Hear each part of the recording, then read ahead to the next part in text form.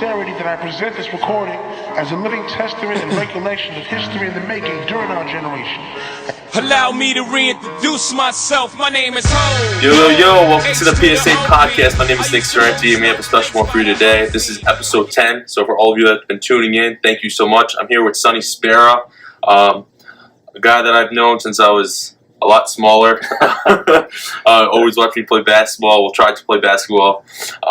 Sonny Spera is a dentist. So for all of you that are interested in the dental field, anything in medical, I mean, we're going to cover it today in terms of internships, classes you should take, classes you should not take, the pros and the cons of being a dentist. So I just want to thank you for coming on to the show. Sonny's doing me a great favor here. He works at Progressive Dental, you said? Progressive Dental. And Endwell? Endwell, we have 5 locations. Okay. Listen, if you guys want to get your teeth fixed, this is the guy. He's been doing it for 29 years. Free plug, man. I like that. All right. Free advertising. There you go. So I'll take it. 29 plus years, guys. This dude knows what he's talking about. So please, if you're interested, just hey, leave some messages on the YouTube. And also, like I said, I don't really do any promotions on this. If you guys like what you're listening to, if you feel like it's very beneficial to others, please just share it, subscribe, tell people about it, share what you're learning from this message. The only way to make it more productive for people, more effective, is for everyone to share it. Just spread the love. We're trying to make a movement here to help others, help millennials, help the ages just become more familiar and more comfortable with understanding the logistics when it comes to finding your path. So the first thing I want to know a little bit about you first, because I know about you, but I don't really know about you. Okay. So I want you to fill me in a little bit. This thing's going to cover, but what got you interested in your career field? I mean, it's a great question, and that's the first question you get when you get a dental school interview. I mean, why do you want to be a dentist? I always wanted to, help out, like, help kids, help families. So all right, be a doctor, right? So that's what I was thinking. I was always good with kids, and and team sports and in the neighborhood and stuff like that. So that was my thought, and then I just remember my dad one day said, why don't you be a dentist? And I was like, I don't know. So I was like, oh, maybe. And then I took piano lessons. I was taking some guitar lessons. And they were like, you're pretty good with your hands. And I was like, oh, okay. And then Dad was like, hey, that'd make you a good dentist. So I just kind of started to investigate it. Yeah. And the more I investigated it, the more I got kind of turned away by everybody. Like everyone I talked to. Oh, you'll change your mind. Oh, don't worry, you'll change your mind. And how old were you at this point when you were figuring that? We joked around about it. I was like probably 6th, 7th grade. But wow, you're young. But in 7th grade, I remember my 7th grade social studies teacher saying, and he was a wrestling coach, and he was trying to get some of the kids who were on their way out of school, of really of the mainstream. He was trying to get them to wrestle, just get them engaged. Yeah. And Stan Travis, I'll never forget, a good buddy of mine, and he was trying to get Stan out of the path that he was headed on. And he did. And he said, I want you guys to invite me to your 20-year high school reunion. I want to see what all you guys do. And I remember I walked up to him after class. I said, you know what? I'm going to be a dentist. And he was the only one. And he said, good for you. So I did invite him when my 20-year high school reunion came around. Awesome. And I still joke with him about it all the time. I still see him all the time. And I think he just retired from coaching. He was coaching track and football for a long time at UE. Danny Council, what a great guy. But yeah, I'll never forget it. That was, so I guess that was encouraging. But then everybody from guidance counselors to, and my high school coach was a great coach, but he also was like, you're probably going to change your major, and it's probably a lot of people do. Because a lot of people I changed it twice. Other than my youngest, my first 2 changed their majors too. Yeah. So it's like I just wasn't familiar with that. Yeah, absolutely. I was almost like, why do people keep saying you'll do something else? Like, why would I want to change? And maybe it motivated me more. Like, maybe I'm gonna prove them wrong. Yeah, maybe there's something there that they don't want me to find. You know? So I just, up to and even when I was in college, and the very first week there was orientation, and the pre-health advisor. So this isn't even your advisor. This is the advisor you get when you want to go into health careers. So medicine, dentistry, veterinary, any of those professions. So, And she was lecturing us, and she said the same thing. Most of you are going to change. And I was like, what the hell is with these people? I'm here in college. I'm here now. That's it. So yeah, I seem to take that as maybe a challenge. But so you got motivated through others. This proved them wrong that you can do it. A little bit, I think so. That's awesome. A little bit looking back. You know? And I never kind of faltered, never wavered, and I had no business really going into it. I didn't have a background in dentistry. I didn't know any other dentists. I didn't. You're just winging it. Yeah, and when I got to dental school, I was just like, hey, just teach me. Yeah, and I didn't argue with them. I didn't say, well, we're never going to use this, or I just was like, whatever you say, an open book. I'll try to do it. That's it. And then going back to changing your major, that's exactly why I actually come onto the show, because so many students that I know, so many friends of mine have changed their major 2, 3, 4 times. Mm-hmm. So I think me going into my end of my junior year, I was going to be a teacher, and then I was like, you know what? I don't know if I want to go back to school for another 2 years, so I changed my major. So like, this is vital for why I actually come onto the show to prove to all these students, to understand what they want out of a career field and what comes with becoming a dentist. Everybody said that. My guidance counselor in high school was like, well, go to a school that you can change your major. Like, good advice. and I was looking at, schools were recruiting me for basketball. Yeah. So I was looking at, Canisius was recruiting me heavy. Syracuse was recruiting me heavy. University of Pennsylvania, an Ivy League school, Dartmouth a little bit. Cornell for sure. Louisville got involved a little bit, but not to the point where we started talking academics. Yeah. So everywhere I went, I was like, well, what about dental school? What about dental school? But I also said, what about baseball? It's like, could I play baseball and basketball was a thought. So these are really important things for athletes as well to be aware of. If you know kind of an idea of where you want to go, make sure you're asking questions about this. Yeah, and I asked, the first question I asked was, what's your acceptance rate to dental school? And some had the answer. Write these down. Some had the answer and some didn't. And now having a son that went through it, the numbers are skewed. They're not really real. Yeah. Like if you go, here's what I just found out from having a son just go through the processes. So you go into school, and let's say there's 50 people that want to go into dentistry, and let's say there's 100 people that want to go into medicine, so 150 students.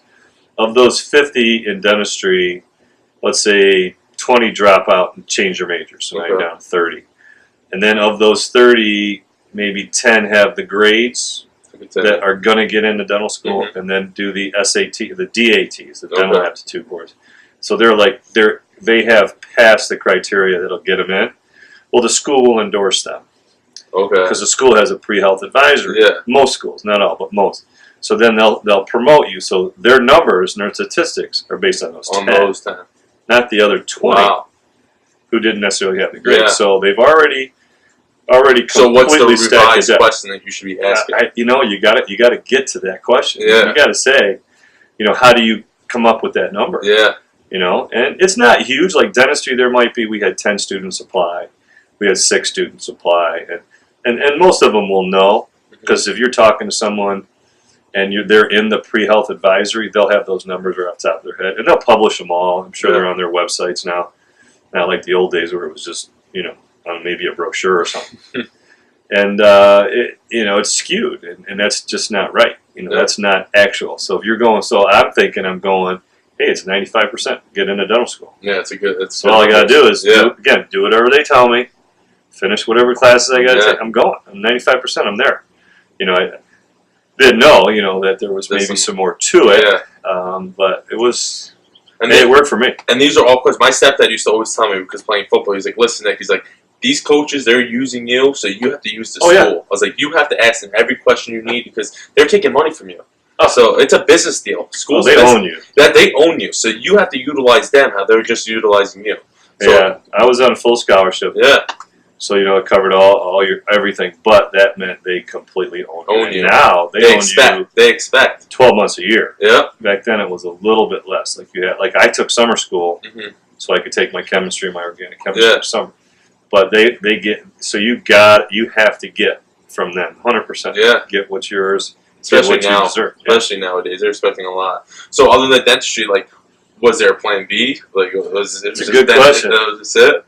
Well, I guess when you're a 6'5" point guard, you're always thinking, hey, maybe I'll go to the bigs. I'll make it to the NBA and play. You were like Anthony Davis, where you're smaller and then you shot up, or you always? No, I was tall. I was always one of the taller kids, but never the tallest, right? So I always had guys a couple inches taller than me. Mike Siddiqui was a couple inches younger. Oh, you played with Mike? I didn't know that. Yeah, he went to Boston, right? Boston College. Wow, you guys had a little squad.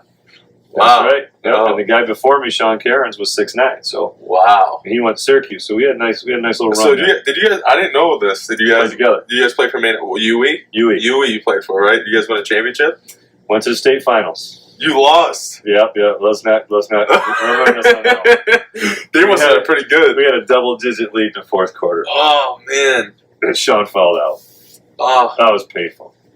That's rough. You don't forget those. We played Matt Doherty from Holy Trinity, and we played Ed Pinckney and Freddie Brown and Adley Stevenson, and played some pretty good talent. Yeah. Wow, they don't got talent like that around here anymore. Jeez. So what about this Plan A plan? It was just dentistry. Well, for me, academically, it was dentistry. And like I said, it seemed the more people pushed me off with it, pushed it away, or pushed me out of it, the more I kind of fought back. So I didn't really think. Well, first of all, I didn't think I wasn't going to do it. I felt I'd get the grades. Yeah. I'd bust my ass to get the grades, and I'd do it in the summertime because I needed to get those courses in that wouldn't interfere with practice. So I had to take. Yeah, how was that being an athlete and was it pre-med? Pre-dental. Pre-dental? Well, truthfully, I was a chemistry major. Okay. So I wasn't a pre-dent major, but that was my field. I've seen this before. A lot of teachers, because I wanted originally when I was going to school, I wanted to do pre-med. I wanted to be a registered nurse. That was my first thing I wanted to do. And they told me it's smarter. Is a lot of students they're just taking regular classes, but they're making sure they're getting the electives they need to go into med school. Okay. So would you ever recommend doing that? That's a tough one. Because just so your GPA is higher. Well, they look at three factors in dental school. They look at your overall GPA. And then they distill out all your courses down to your basic sciences. So your chemistry, organic chemistry, physics, biology, and I think a computer science or maybe biochem, one of those. And then they look at that GPA. Okay. Right? And then the third thing they look at is your DAT. Okay. And then the last thing they look at would be community service, your resume, what your application looks like. Mm-hmm. But all the other stuff comes first. Okay. So even though you knew you were going to be a dentist, what was the first step you took in terms of getting involved with your career? I didn't know a lot of dentists. So, one thing I did do in one of the summer jobs I got, fortunately, was helped out an oral surgeon in Syracuse. And he opened his office at 5 a.m. Wow. Yeah. Welcome to the real world. So I could do it. I could go there at 5, stay in there, and then if I had my classes, I'd go there from 5 to 8 and then come back, go to my summer school classes, but get some time. You were hustling. And if I had my lab, and the lab was in the afternoon, then I could work 5 to 11, get lunch, come back, do my lab 1 to 4. And this was every day? 4 or 5 days a week, yeah. I try to get a little change in your pocket, So tell me about in terms of being in school and going along with this part, we're going to go into what it takes to physically or mentally into your career, Mm-hmm. but in terms of that grind from college, and you're trying to find, going into your career for what's that like? Waking up early, it's hard being a dental student or a pre-med student. Yeah, the discipline. Talk about that side of it. Yeah. Understanding what your end goal is. You have to know what you have to prioritize. If you're a student athlete, you have to manage your time. And quite honestly, you only have time for X or Y. You don't have time for X, Y, Z, and A and B. Like regular kids. Yeah, you don't have time to go to happy hour. You don't have time for the parties. You don't have time for nights out, really.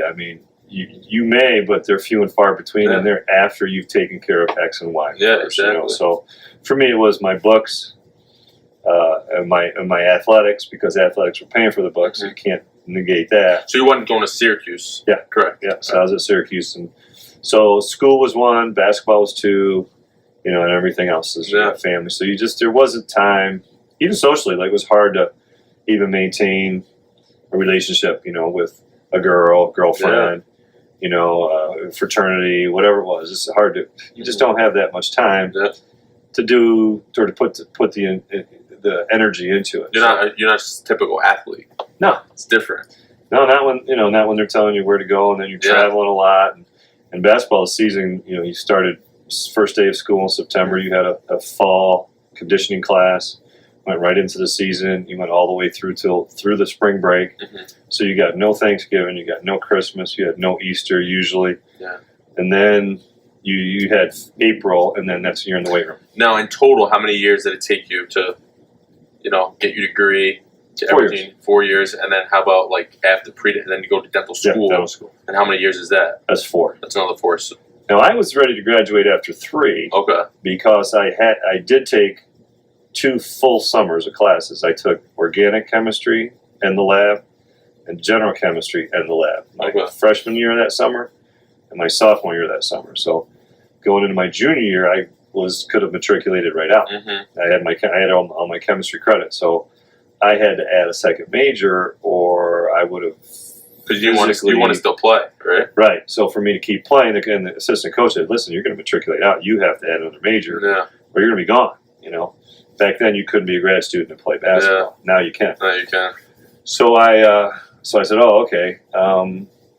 And so I added psychology as a second major. Oh, really? I didn't know that. Yeah. Nice. In terms of your job now, how was the training for your preparation to become a dentist? Mm-hmm. How was the training, in terms of dental school, things you can do also to enhance your experience, to extend your knowledge on becoming a dentist? Well, dentistry, when you go to dental school, you take an ungodly amount of classes. You think you take a lot of classes in college. There is one semester in dental school, you take 43 credit hours. What? 43. That's one semester.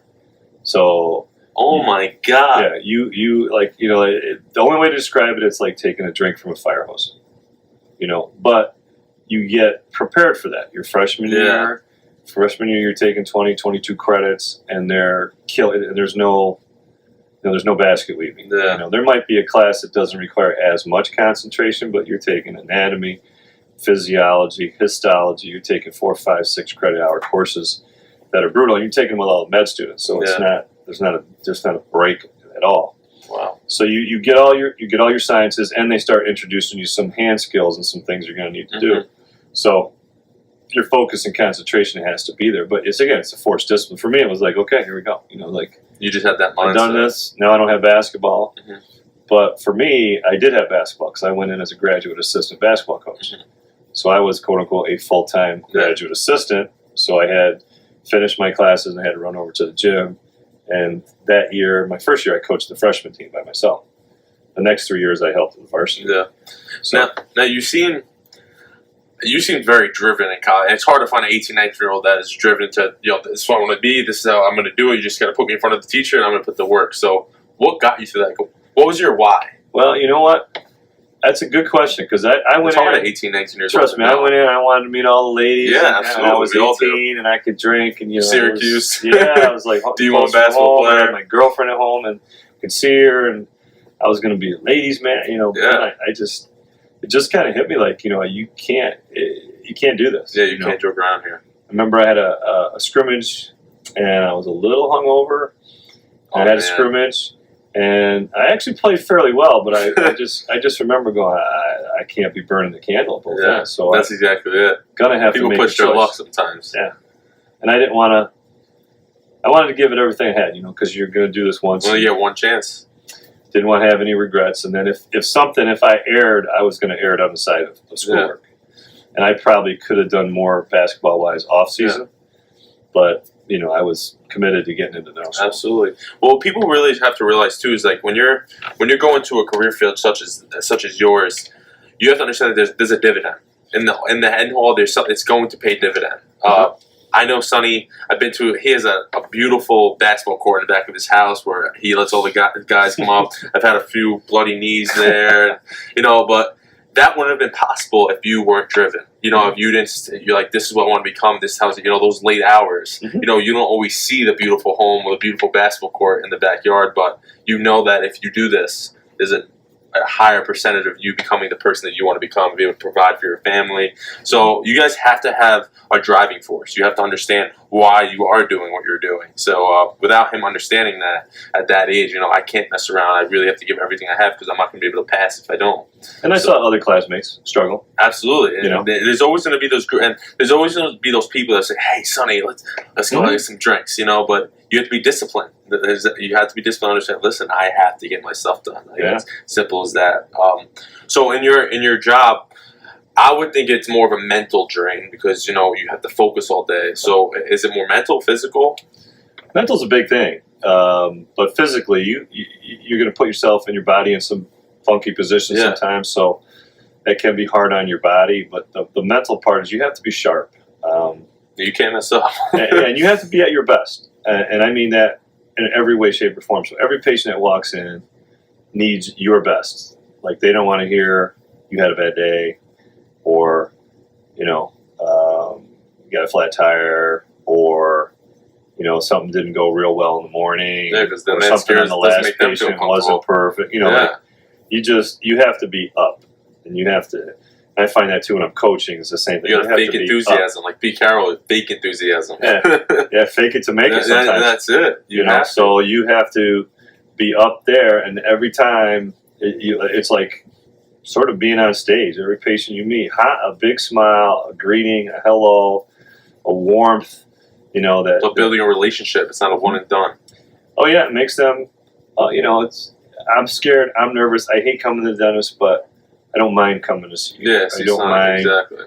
You know, you kind of break it down. Well, Sonny's such a friendly name. You know, you got to be right? Be a charmer there. and you enjoy it. Just enjoy it. That's one thing I tell all my partners and doctors I work with. I'm telling my son the same thing. Is like, enjoy your patients. Yeah. Like, they come in. Had a patient in today who I see once a year, and I've seen her for 20 plus years, and she's just. You know, she's an older woman. I've seen her. She's starting to get physically a little bit now frail, but just a warm smile and just nice, like, you know. It's I a long love bond. Seeing you. That yeah, kind it's of a thing, long you know? bond. Yeah, it's absolutely. It's priceless, man. Yeah. It's just all the tea in China. It's beautiful. That's exactly it. Now, how did going into your career field? Now you've been doing it 29 years. Mm-hmm. How did it differentiate from expectations versus reality? It's a good question. My expectations were none. Like, when I started, I guess, well, when I started dental school, I didn't have many expectations. Like I said, teach me, I'll learn it. After I got out, I didn't know what to expect in terms of and I started working for this young dental partnership. 2 guys, good dentists, quality dentists. Learned a lot from them. Kind of wanted to do my own thing a little bit, so I left and bought a practice from a guy who had an eye injury, so he was retiring. So now, all of a sudden, you know, it's like, you know, fish or cut bait. It was, no, we're throwing you in the ocean. You got to figure out how to swim. Yeah. So I had the basic skills. Yeah, you're the knowledge. But now I got to learn what you do about payroll, what you do about days off, vacation, this one's sick, business side of things. Healthcare. Yeah, but your personnel, your team, your staff. How does that go? And now, you know, okay, I'm just getting, you know, more comfortable with patients and the interaction, and I'm definitely more comfortable with my skills and what I'm doing. But now you put the whole thing together, and if I'm sick, so and so doesn't get paid. She doesn't get paid. She doesn't pay her rent. Yeah. Now you have that on your head, and people going paycheck to paycheck. So it's a reality that I took seriously. So I've missed one day of work in 30 years. You know, now, would you recommend in a career field such as yours, if you're a lot of dentists, they want to get in their own field of work. You know, they want to be the company owner. You know, not all of them. Not all of them. Starting to see less and less of that. But the ones that do, because it's harder. It's harder because you have to know all that stuff. You got to have the right personality for it. Some people are not cut out for it. No, they're not. Like there's 5 dentists, right? And I'm partners. 4 of them are partners with me. One of them has not wanted to be a partner. Okay. And all at different varying levels, right?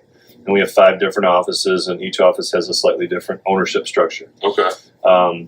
And some of the things that are involved with the day-to-day, the running of the practice, some are involved in it, and some don't, I think, do it. Okay. You know, they're not cut out. They're not cut out for the DNA for it. You know. Yeah. Now, I still think they could learn if they took an interest in some of those things. And you got to go learn it. Yeah. And you got to make mistakes, and you just got to put it out there. Yeah. But if you don't want to learn it, you're not going to do it. If you're not going to do it, I'm going to do it. Somebody's got to do it. Absolutely. So we spend a lot of time behind the scenes so that when the patients come in, they feel welcome, they feel warmth, compassion, and in a family environment, just like our staff consider it family, you know. And think about how much time you spend at work. Sometimes it's more you spend with your family, so that is your family. So, you know, it's hard. So we create that, though. Yeah, you have to. Now, if you can do it over again because you went in literally just right into the ocean, do you feel like it would be beneficial for students that want to go into the type of field or some type of medical to kind of take maybe a minor in business? It would help if they want to go that way. Because I tell people all the time, like I went to school for business administration. Now, even though I think it's a solid degree, I think it's such a broad degree that it doesn't really specify into one direction. Like if you did business with finance or business with accounting, you could become a CPA. So when I took my friends, sometimes the kids that I cut their hair, I was like, "What are you going to school for?" And they're like, "Oh, business." I was like, I don't want to like burn their, I don't want to kill their dreams or anything like that. But I'm like, listen, man, like I went to school for business, and if I were you, if I could do it over again, I'd get a degree where I'm qualified in something in this terms of maybe, dental or education or nursing. You get out of school and you're qualified for a certain position. With business degrees, it's so broad. Yeah. Marketing, sales, there's so many business degrees out there. So gotta find their passion. Yeah, you have to. That's exactly what I have to find their passion. And for them, for me, my thoughts are, you gotta find what you want. Start with the end in mind. You know what I mean? Like this is what I want to do. Then do what you gotta do to get there. Yeah. I had a patient in today, and we were talking about our kids, and he said, my son fell out of broom, and I was scared to death. What's he gonna do? But he goes, he's the type of kid that could turn $1 into $100. I mean, he has this gift, and he's done his own thing. And he's been successful, and he's got a family, wife, kids, and he's doing great. Yeah. So everybody's path is different. I tell people, but he found his passion. I literally tell people this all the time. You see so much in school where when you're struggling with something, the teachers go, "Hey, go get help in math or science, whatever you're struggling. Go get help in it. Go get help." But the subjects that they're really good at, they're like, "Oh, good job." They don't tell them, "Go get help." It should be switched. If you're really good at something, go get great at it. You were born with a gift. You have to realize that maybe you're not good at math or science for a reason. Maybe you're good at English and history. You know what I mean? So I think it's really really powerful to understand that when you're born with a gift, it's something natural. You could turn $100 into $100. That's a gift. Not everyone can do that. So you have to figure out a career field where you can utilize that gift on an everyday basis because you're passionate about it as well. Marketing, sales, you know what I mean? Any of those things. And in dentistry, the one thing is interesting is, and a friend of mine described it this way, he goes, in dentistry, you're the machine. Like you manufacture it. So you're also the machine, but you also have to drive the machine. You have to operate the machine. And you have to provide the maintenance for the machine. Yeah. So you got to make sure that these are done. You might hire people to do things for you, but you have to see that these things get done. If you're running your own business, if you're working in a business, maybe you're just focusing on being a machine. Yeah. So that's wild. Now, what's the upkeep on being a dentist? Like you've been in for 29 years. I'm sure there's been advancements. Yeah. So awesome. How do you upgrade like your knowledge on it? Like there's clinics you go to. Like what do you do? Good question. Continuing education is a must. Okay. So that's what we call in our profession. It's called CE, or continuing education, and you can find anything that you want to learn about in CE somewhere. Like, okay, let's say you want to learn about taking out wisdom teeth. You like kids, you want to work with teenagers. Most teenagers have to deal with their wisdom teeth, and you know how to take out basic teeth, but not some of the more complicated ones. Well, you know what? Take a whole bunch of courses on it. Yeah. Go to some third world country, volunteer your time, work with some specialists, get some hands-on training. Yeah, absolutely. Or go and take some of these live patient hands-on training courses where you have to do it. Get proficient, get good at it. Again, if that's your passion, it's easy. You're feeding your passion. Exactly. But you got to spend the time and you got to spend the money to get the skills. You have to invest in yourself. Yeah. Now, New York State requires you have 20 hours of continuing education every year. Really? So, That's yes, good. It is. It's really good. It started out 8 a year, and then it was 12 a year, and I was like, that's a joke. That's a day. Like a one-day seminar is usually 7 credit hours. So that means, so if I was in class from 9 to 4, the hour break, it's 7 hours. You know, only if it was that easy back like then. really, I do that once a year. Yeah. Like, you know, I mean, I went to a 3-day thing in Orlando. I went to a 3-day thing in Buffalo. I've gone to a 2-day thing here. Probably makes your job a little easier too, because they're always, advancing on There is. things. You know, Tons of stuff. Like, last year or a year and a half ago, we decided, listen, we're going to digitize everything. So we went and we went both lungs because we have our own lab that makes all our own dental work. So we also are both sides of the machine now. Okay. So we digitized everything, and that was a big step. So that meant buying a whole bunch of new technology for the lab. That meant learning new technology and doing everything. Now this year, we're taking the next step on the office. So all our phones are all internet-based phones. All our software is cloud-based software. There's 3 things that we're doing. Those 2. Oh, a SMILE plan, which is an in-house savings plan for patients who don't have insurance. Okay. It's kind of like insurance. You can't call it insurance in New York State, but person buys it, and what it does, it covers all their preventive care.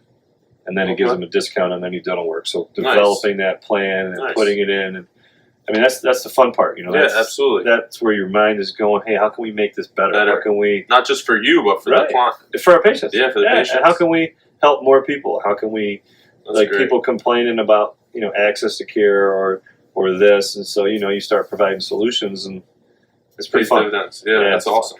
Now you talked about your favorite part of the job, about talking to people, building relationships. What's your least favorite part of the job over 29 years? Toughest part of the job, I would say, is if things aren't going well, let's say something doesn't fit like it's supposed to, and you have to make it over. Like a filling? Yeah, filling. Let's say you do a filling, and it's high in one spot and it chips or breaks, and you're gonna replace it. Okay, or you've made something like a crown, a denture, or something, and it doesn't fit right. You could cobble with it, or you just make a new one. So so now you start making a new one, so it kind of sets you back or throws you off a bit in your schedule, and then maybe you have the next patient who is really hard to make happy. Like you can do backflips, and I didn't like it. Okay, or someone that's just, you get a patient that's very demanding or very grinding. There's always those patients. Or you have a couple procedures where you don't appreciate, the patient doesn't appreciate, you don't appreciate it. Or for me, the most frustrating thing in the world is a patient who does not communicate. Patient who just completely shuts down. Expects you to know everything. No, well, just shuts down. Like you say, how's everything? Doesn't answer you, doesn't look at you, won't communicate you. Everything okay? You feeling anything? Is anything uncomfortable? No. It's not helping you out. I mean, communicate. You tell me, yeah, I'm fine. All right, that's fine. Well, so I mean, you're not chatty Cathy. Yeah. I'm good with that. Yeah. But understand, I'm concerned with your well-being. You're trying to help them. I want to make this experience as good as possible. But when they don't communicate, you just look and you're like, man, I'm getting nothing. Yeah. And it's hard. Yeah. Because you want, and I don't want them to say, oh, you're the greatest thing in the world. But I do want some confirmation as to, are we doing it? You're making their. Do I need to adjust something? We're willing to modify something to help you have a better experience. Exactly. And have a better product, if that's what we're doing. So it's hard. Those are tough ones. Or sometimes, you get like a teenager that's just completely disrespectful to their parents. And you try to talk to them and they shut down. Now, many times I can get those kids to talk, and that's a beautiful thing. Mm-hmm. You can start talking to them, and you can break through those barriers, facades and barriers and all that phony tough guy crap and all that teenage angst, whatever you want to call it. But bottom line is, hey, I've been in your shoes, man. I was a teenager. I didn't like brushing my teeth. You think I wanted to go to the dentist when I was your age? I wasn't born, that this is what I'm gonna do. But so it's that's a fun thing. That's your most rewarding thing, is when you take a person who's either broken down, and then you connect. Yeah. Whether it's music or sports or fashion style, Yeah, there's it's life. sneakers, something that you can find Yeah. something to talk about, something that you see them open up their eyes for, and like, That's hey, great. yeah. Now, is there anything about the job that you would change? Well, anything about the job to change? I think the changes that are coming are neat. You know, things that make it, make a little more high tech, patient and get a little bit more engaged. Like if you're doing, again, like let's say you're doing something for a patient and you take a whole bunch of pictures and you put it up on a screen, whether it's a computer or TV, and then you say, okay, let's look at this when we change this, and then you can have it changed. Right? Oh, really? That's pretty cool. Things like that. That's pretty sweet. Those are neat. That's neat. The patient just becomes more engaged in the process. Yeah, that's sick. What's any recommendations for people in the field right now, or people going into the field? What's something you recommend for them to do, or know of, or get knowledge on? Well, if somebody's got an interest, even a remote interest, or they know someone that I get a lot because I guess I'm visible, right? I coach in the community. I coached basketball for 20 years, and I grew up here, somewhat of a local sports guy, So, and I came back to my hometown, so I have that helping me. Mm-hmm. So people kind of recognize me, and sometimes will look, oh, you get to Collins with a basketball court. Yeah. So maybe I want to do that. So I've had a lot of kids had some interest in it. So unlike my dentist, who never encouraged dentists or never said, hey, come down, I've had countless dentists, future dentists, potential dentists, all the way down to middle school, through high school, college, interns. We always have a college student from Binghamton here, and kind of has to shadow you before they go. A lot of high school kids that might have an interest. I would say go see what they're doing, watch them, meet their staff, see their interaction.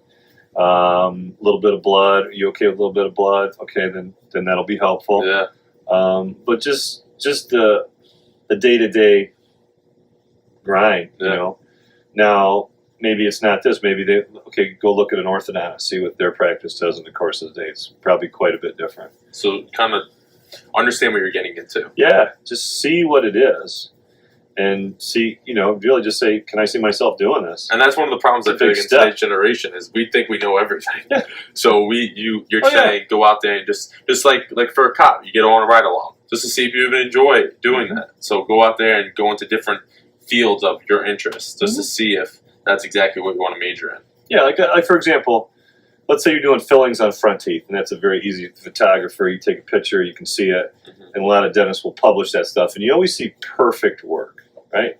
Then you do work, and it looks good, but it may not be perfect, and it's frustrating, but that's the reality of it, So if you watch the video, like I was trying to find, I had to do career day at the high school, and I was trying to find a video on, dental careers. I couldn't find a video to save my life.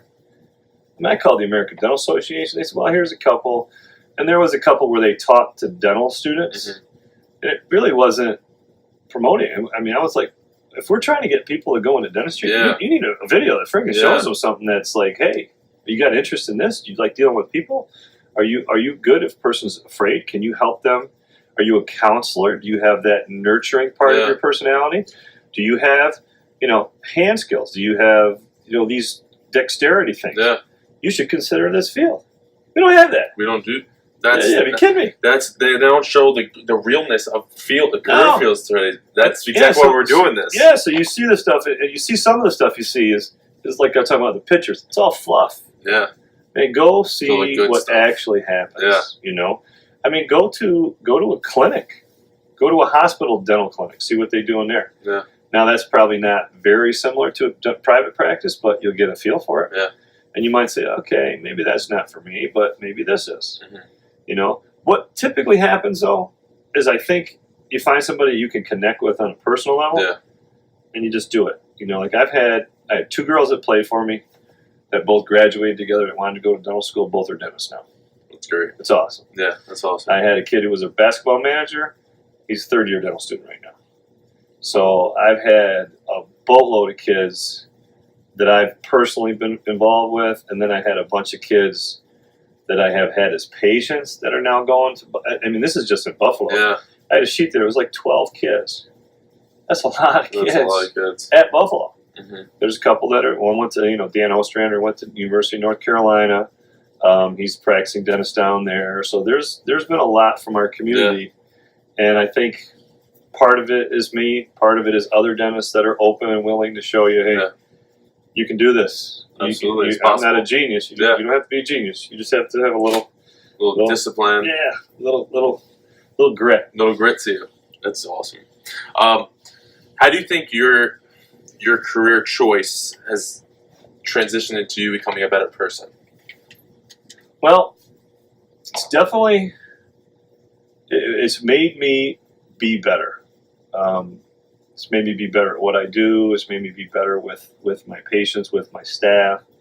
What do you do when your dental assistant comes in and, her son's, he's a 6-month-old, he's got 102 fever. Well, she's got to go take care of it, And so, it's just the human side of it. Go back to it again. What was it again? How has your career choice made you a better person? Okay, made me a better person. Those kind of things made me aware of a couple things. People who have or have not, people who are in my shoes, and people who will never be in my shoes or have the smallest of inklings of things in their world. Poverty, appreciate everyone for what they are and what they have. I mean, because you see all walks of life. All walks of life. So you understand the high of life and the low of life. Yeah, and then we do a free day of dental care for people who can't afford it. That's great. And probably my, I'm going to get choked up, but it's probably my favorite day of the year because nobody pays anything. Everybody is on the exact same playing field. Yeah. And anything you do, they're almost doing backflips. Like they can't say thank you enough. No. And we can't do enough. Mm-hmm. It's almost like if I had less patients, I would do everything that you needed because I'm here. All my staff's donating their time. We get some materials donated. And we're here just to do whatever we can to help you. Mm-hmm. Sometimes it's just talk to them. Like I haven't been to a dentist in years. You're not in too bad a shape. You have a couple little things here and there. Get them on the right path. Or, got a 4-year-old kid. He's got 5 weeping abscesses coming out of his gums, and you're like, you take care of it, and he's 1,000 times healthier. He should sleep better. He should eat better. Yeah. He's going to thrive now. Now, have you ever done fundraisers to help fund that? No, I never have. You ever thought of it? No. I would love to do something with you about that. Seriously, man. To help fund it, maybe you could do it 2 times a year. Yeah. Instead of 1. Yeah. I don't know. I mean, something you and I will talk about after this. But I think that could really. I love that idea, man. Any way to help, our staff loves it. Yeah, I think that would be really beneficial. And we can, advertise in some way, shape, or form. We'll make it happen. But sure. Last thing is, what's something you want all future applicants for this job to know about before getting involved in this career field? All future applicants. I would just say if you're passionate and it's something that you want to do, don't let anybody tell you anything other than you can do it, because you can. I had a friend of mine in dental school, and he went to 14 schools from grade 8 to 12. Wow. His father was a degenerate gambler. So man. He was in sometimes a lap of luxury, sometimes eating out of garbage cans. He barely graduated, went to community college, did okay, finished up in school, college, got his grades together a little bit, not fantastic, gets into dental school. He's still not sure how he got in, getting by in dental school, busting his butt, but just a hard-working guy. And I look at him and I'm like, and he practices in Rockefeller Center. Wow. He practices right outside the TV show. He's making the big bucks. He looks out his window. He sees the skaters. That's awesome. And when he bought his first practice, he was driving around in a broken down Honda, and he lived in the city and had the window broken out of it. He just had tape over it. He never locked it. He hoped somebody stole it, and he bought his first practice. He didn't have any money. He took out 3 credit cards, took max cash advance on all 3 of them, bought the practice, and Made it happen. talk about Great. both lungs. Yeah. Made it happen, and he's doing it, and he's actually going to retire next year. I thought he's retiring in November. He said That's when he wild. gets 55, he's done. I was like, holy Christmas! But he did it. So nobody told him he could do it. Nobody said, "Oh man, you are Probably bright." less people believing him in that. Oh, nobody. You're not bright. You're not. And all those things. And his mother, he had a good mother. Good family life with his mom, and. But he believed in himself, and that's what it comes down to. Freaking did it, So And why? Why do you want to do what you want to do? So I say, don't let anybody stop you if you want to do it. Find a mentor. Find someone that you can connect with. Because I have a few people that I've been very fortunate enough to connect with, both in my coaching career and my in my dental career, that have taught me oceans and oceans of material. So.